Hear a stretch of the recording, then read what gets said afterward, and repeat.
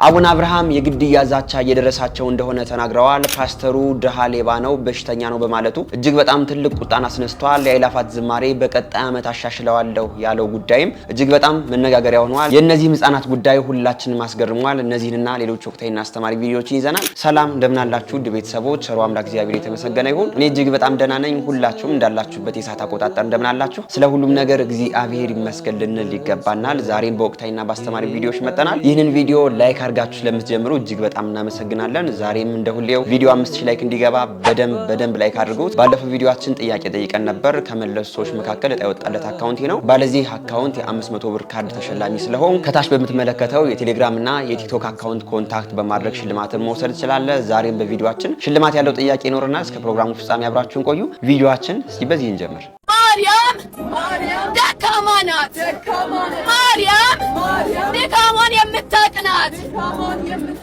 ዘንድሮ እንግዲህ የማይመጣብን የለም። እንዲህ አይነት የዲያብሎስ የግብር ልጆች የሆኑ ሰዎች ቅዱሳኑን እመቤታችን እያነሱ አፋቸውን ማላከክ ተያይዘውታል። ማርያም ደካማ ናት። እንግዲህ እመቤታችን ደካማ ሳትሆን እኛን ኃጢአተኞች እኛን ደካሞች ከጌታችን ከመድኃኒታችን ከኢየሱስ ክርስቶስ በማማለድ ከድካማችን እንድናርፍ የምታደርገን እናታችን ናት። በዚህ መልኩ ግን ማንም እየተነሳ ቅዱሳኑ ይሳደባል። አበሰው ደግሞ የእመቤታችን ስም ሲጠራ እንዴት እንደሚያበሳጫቸውና እንዴት እንደሚያደርጋቸው እያየን እንገኛለን። የእመቤታችን ስም ሲጠራ የማይወደው ዲያብሎስ እንደሆነ ይታወቃል። እነዚህም ሰዎች የዲያብሎስ የግብር ልጆች ናቸው። በዚህ መልኩ እመቤታችንን ቅዱሳኑን መሳደብ ለነርሱ ወንጌል መስበክ አድርገው ተያይዘውታል። እግዚአብሔር ልቦና ይስጣችሁ ከማለት ሌላ ምንም የምንለው ነገር የለንም። እስኪ ስለ ቅዱሳኑ በዚሁ አንድ ትምህርት ተምረን እንሂድ። ጥንት ዘመን ደጀ ሰላም ውስጥ ነው ይባላል። አንድ አባት ተነስቶ ንፍሮ ለሁሉም ያዘግናል ይላል እና ሁሉም እየዘገኑ ሲወስዱ አንድ የቆሎ ተማሪ ተንኮለኛ የቆሎ ተማሪ ዝገን ሲሉት አየኔ ታርሶ ዘግኖ ይስጡኝ አላቸው ይላል። ከዛ ዘግነው እሳቸው ሰጡት። እዛ ያለው ሰው ሁሉ ያኔ ቆሎ ተማሪ አመሰገነው። እንዴት ያለ ጨዋ ነው ስርዓት ያለው ነው። ናኛ አባት ግን ልጁ ተንኮለኛ መሆኑን ያውቃሉ። ሄዱና አንተ አሉት ጠርተው ለምንድነው ሁሉም ዘግነው ሲወስዱ እርሶ ዘግነው ይስጡኝ አልከው ሲል አየኔታ እኔ እኮ ቅንና ደጉኝ አይደለም እና የእርሶ እጅ ትልቅ ስለሆነ ነው አላቸው ይባላል። እሱ መዝገን ይችል ነበር። ከእርሱ እጅ ግን የኛ ያዋቂው እጅ ትልቅ ነው። ከኛ ልመና የቅዱሳን ልመና ትልቅ ነው። የኛ እጅ ማቋጥያተኛ እጅ ነው። ከኛ ጸሎት የጻድቃን የና አብርሃም የና ይስሐቅ ጸሎት ይበልጣል። በቅዱሳን መክበር የሚከፋው ኢየሱስ የለም። በጻድቃን መክበር የሚከፋው ኢየሱስ የለም። እንደው መጽሐፍ ቅዱስ ላይ እኮ ጭራሽ ስትይ አንዳንዴ እነዛ ራሱ ኃጢአተኞቹ ሰዎች ቀጥታ መተው እገሌ ጻድቅ ካልነገረኝ አላድንም ያለበት እኮ ሰዓት አለ። ጭራሽ ዘፍጥረት ላይ እኮ ያ የግብፁ ንጉስ እኮ በቁስል ሲማቀቅ እኮ እግዚአብሔር ተገልጦ ምንድን ያለው ስለምን የዛን የጻድቁ ሰው ሚስት ወሰድክ? ነብይ ነውና ስላንተ ይጸልይልን ያለው እግዚአብሔር ይቅር ያለው አብርሃም ስለለመነለት ነው። ሰውየው እኮ አግኝቶታል። ታዲያ እግዚአብሔርን ቀጥታ አግኝተው እንኳን ያልተማሩ ሰዎች አሉ። ክርስቶስን ቀጥታ እናገኘዋለን ይላሉ። አግኝተውትስ ቢሆን ነው ምሕረት ላይ ያገኙ ይችላሉ። መጽሐፈ ኢዮብ ምዕራፍ 42 ላይ ነው ስታይ የኢዮብ ጓደኞች እኮ በድለው ነበር እግዚአብሔር ላይ ክፋት ተናግረው እና ምንድነው ያላቸው? ምራቸዋለሁ አይደለም ያላቸው የመስዋዕት በግና ፍየልን ወስደው ለኢዮብ እንዲሰጡት ነው ያለው። እንደውም ምን ይላል እዛ ላይ ኢዮብ ስለናንተ ይጸልያል እኔም ፊቱን እቀበላለሁ ነው የሚለው። ለዚህ በሐዲስ ኪዳንም ቀጥታ ወደ ኢየሱስ ከሚሉት ከኛ ልመና የመላእክት ልመና ይበልጣል። እንደውም ራሱ ጌታችን ኢየሱስ ክርስቶስ የሚገርምሽ የማቴዎስ ወንጌል ላይ ለመላእክት የሰጠውን ኃይልና ስልጣን ሲናገር እንዲህ ይላል። ማቴዎስ 18 ቁጥር 10 ላይ ከነዚህ ከተናናሾቹ አንዱን እንዳትንቁ ተጠንቀቁ፣ መላእክቶቻቸው በሰማያት ዘወትር በሰማያት ያለውን የአባቴን ፊት ያዩታልና አለ። ዘወትር የአባቴን ፊት ማለት የእግዚአብሔርን ፊት ያዩታል። ዘወትር ሚካኤል የእግዚአብሔርን ፊት ያየዋል።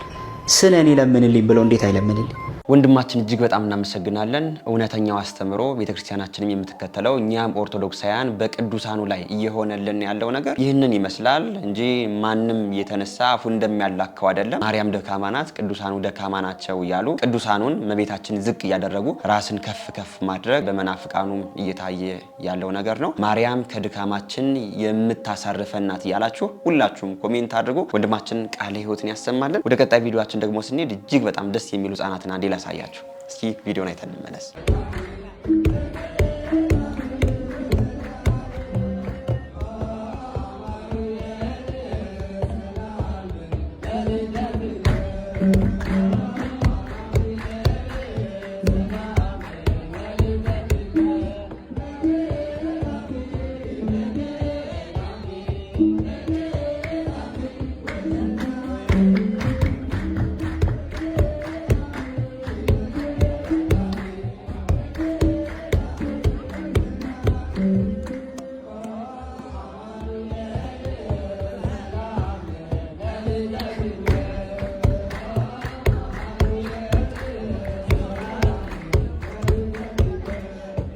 እግዚአብሔር በቸርነቱ ያሳድግህ ነው የምንለው። እንዴት አድርገው ከበሮ እንደሚመታው እንግዲህ ያያችሁት ነው።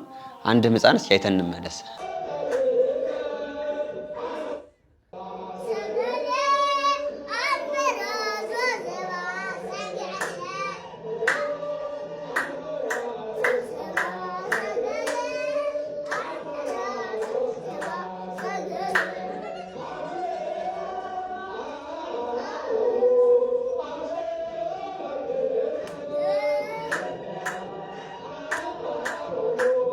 እነዚህ ህፃናት እንግዲህ እንዳያችኋቸው ነው። እንዲህ አይነት ቪዲዮዎችን የማበዛበት ዋና ምክንያት ምንድነው? አብዛኛዎቻችን ትናንሽ ወንድሞች ያለን አብዛኛዎቻችን ልጆች ያለን ነንና እንዲያው ህፃኖቻችን በዚህ መልኩ እናሳድግ። አሁን ላይ የልጅ አስተዳደግ ምን እንደሚመስል በየቤታችሁ ታውቁታላችሁ። ሰው ከስራ ተመልሶ መጥቶ እንዲያው ልጁ እንዳይጨቀጨቀው ስልክ ሰጥቶ ልጁን የሚገልበት ሰዓት ላይ ያለ ነው። እንዲህ አይነት ደገኛ ወላጆች ደግሞ ህፃናቱ በእንዲህ አይነት በኦርቶዶክሳዊ ስርዓት እያደጉ በቤተክርስቲያን እንዲኖሩ እጅግ በጣም ትልቅ ስራ ሰርተው በህፃናቶቹ እያየ ነው የምንገኘውና እንግዲህ ወላጆቹም በጣም ሊመሰገኑ ይገባል። እግዚአብሔር ልጆቻችሁን አሳድጎ ለቁም ነገር ያብቃላችሁ እንላለን። ሁላችንም ግን እንደዚህ አይነት ህፃናትን እያየን መንፈሳዊ ቅናት ኑሮን በልጆቻችን ላይ እንድንተገብረው ብዬ ነው እንዲህ አይነት ቪዲዮዎችን ያመጣሁት። ሁላችሁም ኮሜንት ላይ ያሳድጋችሁ እያላችሁ ኮሜንት አድርጉ። ወደ ቀጣይ ቪዲዮአችን ደግሞ ስንሄድ ይህንን ሰሞን የአእላፋት ዝማሬ እንደተደረገ ይታወቃል። የአእላፋት ዝማሬው እጅግ በጣም ደስ በሚል ኦርቶዶክሳዊ ስርዓት ተደርጓል። በሚቀጥለው በ2019 ዓመተ ምህረት ደግሞ የአእላፋት ዝማሬው አንድ ነገር አሻሽላለሁ የሚል መግለጫን አውጥቷል። ቪዲዮን አንዴ ተከታትለን እንመለስ። ከቀጣይ ዓመት ጀምሮ የአእላፋት ዝማሬ በገና ዋዜማ አይደረግም ተባለ። በ2019 ዓመተ ምህረት የሚደረገው የአእላፋት ዝማሬ ከዋዜማው አንድ ቀን ቀድሞ የዋዜማው ዋዜማ ዕለት እንደሚደረግ ነው የተነገረው። ይህንን ያስታወቀው የኢትዮጵያ ጃንደረባ ትውልድ ጠቅላላ ማህበር በቀጣይ ዓመት የአእላፋት ዝማሬን ወደ አእላፋት ማህሌትና ወደ አእላፋት ቅዳሴ ሊቃውንት ቤተክርስቲያንና ብፁዕ አባቶች በመማከር ድምዳሜ ላይ ደርሰዋል። በመሆኑም በቀጣይ ዓመት የአእላፋት ዝማሬ ከዋዜማው አንድ ቀን ቀደም ብሎ ይካሄዳል። በመርሃ ግብሩ ላይም ማህሌትና ቅዳሴ ይካተትበታል ተብሏል። እንግዲህ ከቀጣይ ዓመት ጀምሮ የአእላፋት ዝማሬ በበዓል ዋዜማ እንደማይደረግ በዚህ መልኩ እንግዲህ መግለጫ ወጥቷል። በአሁኑ ዓመት የአእላፋት ዝማሬ በጣም ብዙ ርዕሰ ጉዳዮችን አስተናግዷል። በምን መልኩም እንዳለቀም አይታቸዋል። ከሚነሱም ጉዳዮች መካከል የአእላፋት ዝማሬ በጣም ብዙ ሰውን ከቅዳሴ እያስቀረ ነው፣ ከማህሌት እያስቀረ ነው። ይህን ደግሞ ምክንያት ተደርጎም የተነሳው የአእላፋት ዝማሬ የሚደረገው በበዓሉ ዋዜማ ከ10 ሰዓት ጀምሮ እስከ ማታ ድረስ ነው። ይህም ደግሞ ሰው በአእላፋት ዝማሬ ከተሳተፈ በኋላ ወደ ቤቱ ሂዶ እንደገና ከቤቱ ቆይቶ ወደ ቤተክርስቲያን የመሄድ አቅሙ እየቀነሰ መጥቷል። ለምን? በዛ በአእላፋት ዝማሬ ድካም ይኖራል። በጣም ብዙ ሰውም ከሩቁ ቦታም ስለሚመጣ ደክሞት ነው ወደ ቤቱ የሚገባው። ከዛ በኋላ ወደ ማህሌቱ አይሄድም፣ ወደ ቅዳሴው አይሄድም። የአእላፋት ዝማሬ በጣም ብዙ ሰውን ከቅዳሴ ከማህሌት እያገደ ይገኛል። ይህም ነገር ደግሞ መስተካከል አለበት የሚል ጥያቄ ስለተነሳ ከዚህ በኋላ የአእላፋት ዝማሬ የሚደረገው በበዓሉ ዋዜማ ሳይሆን በታኅሳስ 27 ከበዓሉ ዋዜማ በፊት ነው ማለት ነው። በዋዜማው ደግሞ የአእላፋት ቅዳሴ ተብሎ በአእላፋት ዝማሬው የተገኘው ሰው ሁሉ ቅዳሴውንና ማህሌቱን እንዲቆም እንደሚደረግ መግለጫ ተሰጥቷል። ይህንን መፍትሄ አምጥቷል ማለት ነው። በዚህ ጉዳይ ያላችሁን አስተያየት ኮሜንት አድርጎ የአእላፋት ዝማሬ በቀጣይ ዓመት የሚያሻሽለው ነገር ይህንን ይመስላል። ወደ ቀጣይ ቪዲዮአችን ደግሞ ስንሄድ እንግዲህ በአእላፋት ዝማሬው በጣም ብዙ ቪዲዮዎች ፖስት ተደርገዋል። ይህንን ማስመልክቶ እንግዲህ መናፍቃኑ አይናቸው ቀልቶ በጣም ብዙ ነገርም ሲሉ እያየናቸው እንገኛለን። እስኪ ከሱ ጋር ተያይዞ አንድ ቪዲዮ አንዴ ላሳያችሁ። አንዲት ስሙትና ልኩን ነግሯለን ቤተሰብ እንዴት እንደሚያምር ገነት የገባው ነው የመሰለ እያልሽ ነበር። ዛሬን ስትጨርሱ ደግሞ ነገ ሄዳችሁ ክለብ ግቡ። እሺ፣ በዚህ አይነት መንግስተ ሰማያት አትገቡ። መዳን ያለው በኢየሱስ ክርስቶስ ብቻ ነው። ምን አገባ? ማን ፈራጅ አረገ? እንዳሻት ከሆነች በነጋታው ክለብ እሰይ ደግ አረገች። እንዴ መሽ እንደሚጠራት ቤት እንደሚመራት ከሱ በላይ ላታውቅ ያልኖርከው የምትገምት ያልበላህን የምታቅ በንስሐ በምታጥበው በዚህ ዓለም ኃጢአት ሕይወቷን ተምረ አትድንም ምትላት እኮ አንተ ማነህ? ምንድነህ? ልክ እንደዛ ቀራይ ስላላደረከኝ አመሰግናለሁ ያለው ትዕቢተኛ ካንተ እንኳን ወዛለሁ። ቢያንስ እኮ ከኛ ወገን ሆነ ብትናገር ለመምከር አይቸግር። ካልዳኑት ጋር ሆነ አትድንም ስትላት ትንሽም አታፍርም? ቢገባህ አንተ ሰው ከትዕቢቶች ሁሉ እግዚአብሔር የሚጠላው ሳለ በዚህች ዓለም የሌሎቹን ኃጢአት እያወዳደሩ አትድኑም ከማለት ሚብስ ትዕቢት የለም። ገባህ? ለማንኛውም ጃኒ እህቴ እኔ እንዳንድ ክርስቲያናዊ ወንድም በጣም ነው የምወድሽ። እግዚአብሔር ደግሞ በቸርነቱ ልክ እንደነዚህ አይነት ሰዎች አፋቸውን እስኪዘጉ ድረስ ታሪክሽን ቀይሮ ከዛ ከማይገባሽ ህይወት አውጥቶ በቤቱ ያመላልስሽ።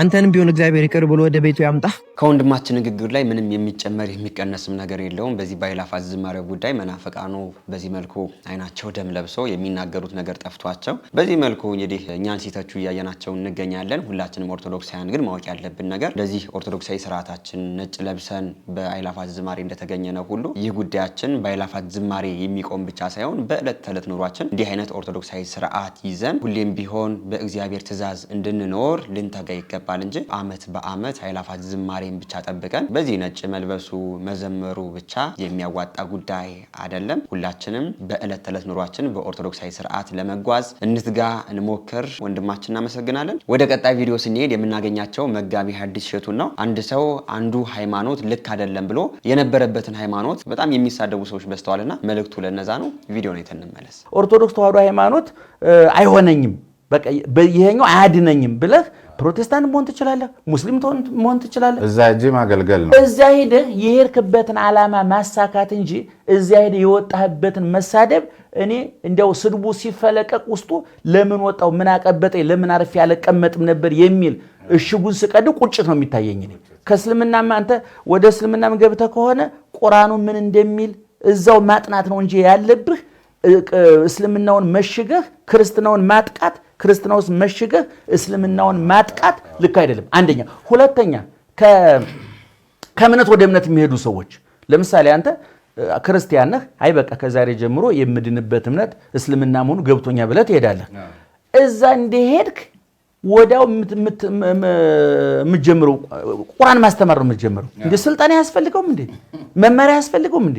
ከኦርቶዶክስ ተዋህዶ ቤተክርስቲያን ወጥተህ ሌላ እምነት ስትገባ የገባህበትን እምነት ስልጣን አይሰጥም ወይ? ኢየሱስ ክርስቶስ እያስተማረ እኮ ሐዲስ ኪዳን እኮ 3 ዓመት ከ3 ወር ነው እኮ የፈጀው ትምህርቱ። ሐዋርያት ክርስቶስ እያስተማረ ሐዋርያት እየተማሩ ለዛውም የክርስቶስ ትምህርት በቃልም በተግባርም የታገዘ እኔ ህይወት እንጀራ ነኝ ብሎ እንጀራ እያበረከተ፣ እኔ ዓለም ብርሃን ነኝ ብሎ አይን እያበራ፣ እኔ ትንሣኤና ህይወት ነኝ ብሎ ሙት እያስነሳ እዛው እያሳየ በተግባር እንኳን ቃሉን በተግባር እያሳየ እንኳን በቃልና በተግባር የታገዘ ትምህርት እየሰጠ 3 ዓመት ነው የፈጀው።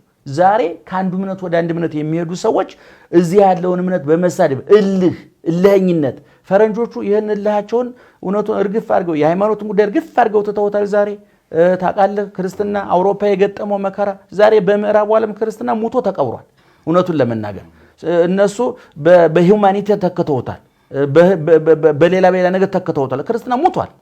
አፍሪካ ውስጥ ግን ዛሬ እንደ አዲስ እያገረሸ ስለሆነ ክርስትናውን በክርስትና ከመዳን ይልቅ በክርስትና መተዳደን፣ ማደን፣ ሌላውን ማደን፣ ማጥቃት፣ ማዋረድ፣ ማሳፈር፣ አንዱ እምነት ውስጥ ሌላውን እምነት መሳደብ ይሄ በእውነት እንደ ሰው ነውር ነው፣ እንደ ሕግ ወንጀል ነው፣ እንደ ሃይማኖት ኃጢአት። አሁን ላይ የሆነ ያለው ነገር እንግዲህ ይህንን ይመስላል። ምንም ሐሰትም የለበትም። አንድ ሰው ከኦርቶዶክስ ከወጣ በኋላ ሙስሊም ሆነ ፕሮቴስታንትም ሆነ የሚያደርገው ነገር ምንድነው? የነበረበትን የኦርቶዶክስ እምነት መሳደብ ነው። እንደገና ሙስሊም ከነበር ድሮ የነበረውበትን የሙስሊም እምነትም ሲሳደብ ይታያልና አንድ ሰው እንዲያ ያንን ነገር የነበርኩበት ነገር ልክ አይደለም ሐሰት ነው ካለ አሁን የያዘውን አዲስ የገባበትን ሃይማኖት በስርዓት ሊኖረው ስለዛ ሊናገር ሊያስተምር ይገባል እንጂ የሌላውን ነገር መፈትፈቱ የሄደበት ሃይማኖት ልክ ነው ማለት ሳይሆን ለምን ወጣው የሚል ፊሊንግ እንዳለው ልናውቀው ይገባል። አሁን ላይ የተደረገ ያለው ነገር ሁላችሁ ማስተውላችሁ ከሆነ አንድ ሰው ከኦርቶዶክስ ወጥቶ ወደ ፕሮቴስታንቱ ከሄደ በኋላ 1 ወር ሳይቆይ የፕሮቴስታንት መምህር ይሆናል። ወደ ሙስሊም ከገባ 1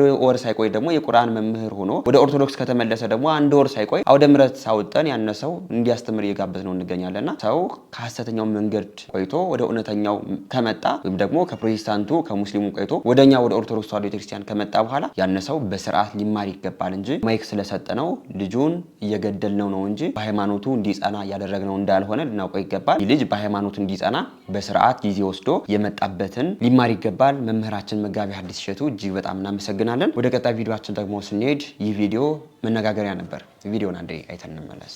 ሌባ የሚበዛበት የት ነው? ድሃ ሰፈር። ስርቆት የሚበዛው የት ነው? ድሃ ሰፈር። በሽታ የሚበዛው የት ነው? ድሃ ሰፈር። እንደ ድህነት ሰላም የሚነሳ ነገር የለም። ብዙ ሀብት ሲኖር ሰው ሰላሙን ይጠብቃል። ሀብት ከሌለ ምን ትጠብቃለህ? ምንም የምትጠብቀው ነገር የለም። ምንም በር የሚያዘጋ ጉዳይ የለም።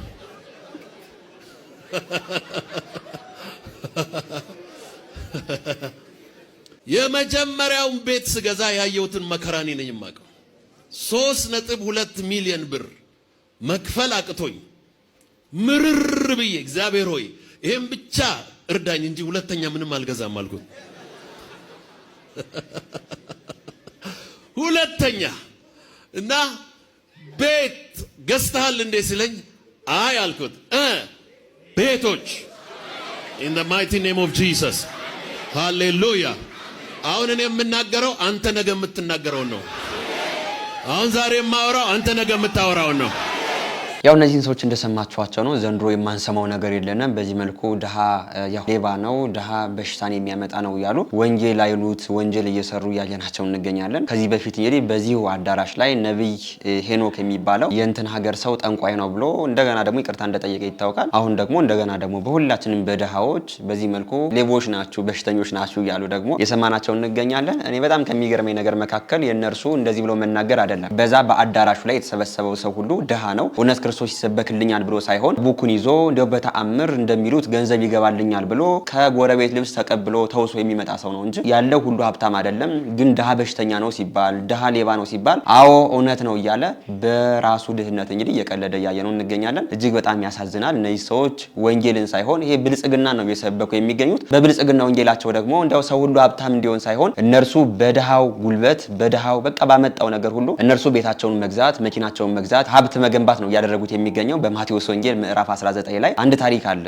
አንድ ባለጸጋ ወደ ጌታችን ወደ መድኃኒታችን ወደ ኢየሱስ ክርስቶስ ሄዶ የዘላለም ሕይወትን እንዳገኝ ምን ላድርግ ብሎ ይጠይቀዋል። ክርስቶስ ምን ይላል? አታመንዝር፣ አትግደል፣ በሐሰት አትመስክር ብሎ ይዘረዝርለታል። ያንን ባለጸጋ ምላሹ ምንድነው? አይ እነዚህን ነገሮች ከልጅነት ጀምሬ ነው ስፈጽማቸው የነበረው፣ አሁን ምን ላድርግ ብሎ ይጠይቀዋል። ክርስቶስ ምን ይለዋል? ፍጹም ልትሆን ከወደድክ ያለህን ሁሉ ሽጠህ ተከተለኝ ይለዋል። ያንን ባለጸጋ በዚህ ነገር ስላልተስማማ ዝም ብሎ ሄዳል ማለት ነውና ሰው ሀብት ስላለው ባለጸጋ ስለሆነ ብቻ የእግዚአብሔር መንግስት አይወርስም። በዚህ መልኩ ደግሞ ባለ ሀብት ሆኖ ባለጸጋ ሆኖ በድሆች የሚቀልድ በድሆች ደም በድሆች ጉልበት የሚያፈራው ንብረት ከሆነ ይህ ወደ ገሃነም ነው እንጂ ወደ ክርስቶስ መንገድ አያስገባውም። እነዚህ ሰዎች አሁን ላይ ያደረጉት ያለው ነገር ይህንን ነው። ድሃው ሰርቶ ምን ብሎ ያመጣል። እነርሱ ለድሃው አምጠው የሆነ ሞቲቬት ያደርጉታል። የሐሰት እንደዚህ ቀንበር ተነሳለ፣ ከዚህ በኋላ እንደዚህ አይነት ነገር አያገኝህም ይሉታል። እርሱም ደግሞ ያለውን 5-10 ይጥላል። እነርሱ በዛ 5-10 ይከብሩበታል ማለት ነው። ክርስቶስ መንገድ ይህ አይደለም። እንግዲህ ክርስቶስ በድሃው በእኔና በእናንተ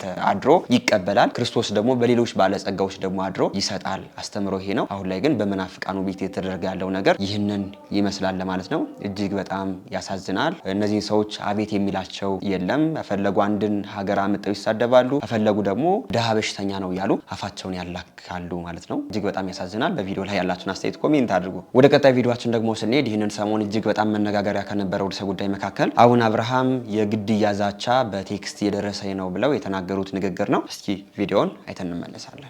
ከሆነ እኔ ዝግጁ ነኝ። መቼውኑ እንደውም ባይሉትም ገዳይ ብዙ ነው። ያም እገልሃለሁ ሲለኝ ማን እንደሆነ ከየትኛው ጎራ እንደሆነ አላውቀውም። ቀን ደርሷል፣ በዚህ ሰሞን አስወግዳለሁ የሚለኝ ብዙ ነው ስልኬ ቢታይ እና እኔ ግን ይሄ ሊያስወግደኝ ነው እንዴ ብዬ ወይም ጫካ አልገባሁም ወይም ጣና አጠገቤ ስላለ ጣና አልገባሁም። እስከሚመጣ ድረስ እጠብቀዋለሁ። በመጣ ጊዜ በክብር አስተናግደዋለሁ። ለኔ ምንም አይደለም። የማላውቀው የመሞትበትን ቀን እንጂ መሞቴን ስለማውቅ ዝግጁም ስለሆንኩ እንኳን እኔ መነኩሴው ማንኛውም ክርስቲያን ሰው የተባለ ሁሉ ሞት አለብኝ ብሎ እያሰበ እንዲኖር ሰው ኮይ ለተሞትህን አስብ ነው። እንኳን እገልሃለሁ እየተባለ እንደው ነፃነት ተሰምቶት ኗሪ ነኝ ብሎ እንኳን ሁሉ አለኝ ብሎ እንኳን እንዳይቀናጣ ሞት አለብኝ ብሎ እንዲያስብ ነው። ብፁዕ አባታችን አቡነ አብርሃም በዚህ መልኩ በቴክስት የግድያ ዛቻ እየደረሳቸው እንደሆነ በመናገራቸው እጅግ በጣም መነጋገሪያ ሆኗል። እርሳቸውን በመምላሻቸው እኔ ሰው ነኝ፣ መሞት አይቀርም፣ ሁሌም ቢሆን እንደ መሞት አስቤ ነው ተዘጋጅቼ የምጠብቀውና እንዲህ አይነት ቴክስቶች ቢደርሱኝም ምንም የምፈራው ነገር የለም የሚል ምላሽን ሰጠዋል ማለት ነው። የአባታችን ጉዳይ እጅግ በጣም መነጋገሪያ ነበር። የአባታችን በረከታቸው አይለየን እንላለን። ቀጥላለን ቪዲዮአችን። በዘመን ያሉ ኦርቶዶክሳውያን ትልቁ ጉድለታችን ይሄ ነው። እግዚአብሔር በወደደ በተለያየ የኃላፊነት ስፍራ በመንፈሳዊ በስጋዊ ሞት አስቀምጦናል። አንዱም ግን የኦርቶዶክሳውያን ሞት፣ አንዱም ግን የክርስቲያኖች ግፍ አይገደውም። አንዱ እገሌ ወገሌ ስም የለውም። ከላይ ጀምሮ እስከታች ድረስ የባለስልጣን ስም ዝርዝር ብታወጡ ብዙ ኦርቶዶክሳዊ አለ። ኦርቶዶክሳዊ ስለሆኑ ለኦርቶዶክስ እንዲያዳሉ አንፈልግም። እኛ ኦርቶዶክሳዊነት ርቱዓዊነት ነው። ሙስሊሙንም እኩል ኦርቶዶክሱንም ፕሮቴስታንቱን ሁሉንም እኩል ነው ማየት ያለበት አንድ ኦርቶዶክሳዊ ባለስልጣን ሁሉን እኩል። ነገር ግን አንድ ሙስሊም ቢገፋ መቃወም አለበት፣ በዛው ልክ ኦርቶዶክሳዊ ሲገፋ መቃወም አለበት። ርቱዓዊነት ማለት ይሄ ነው።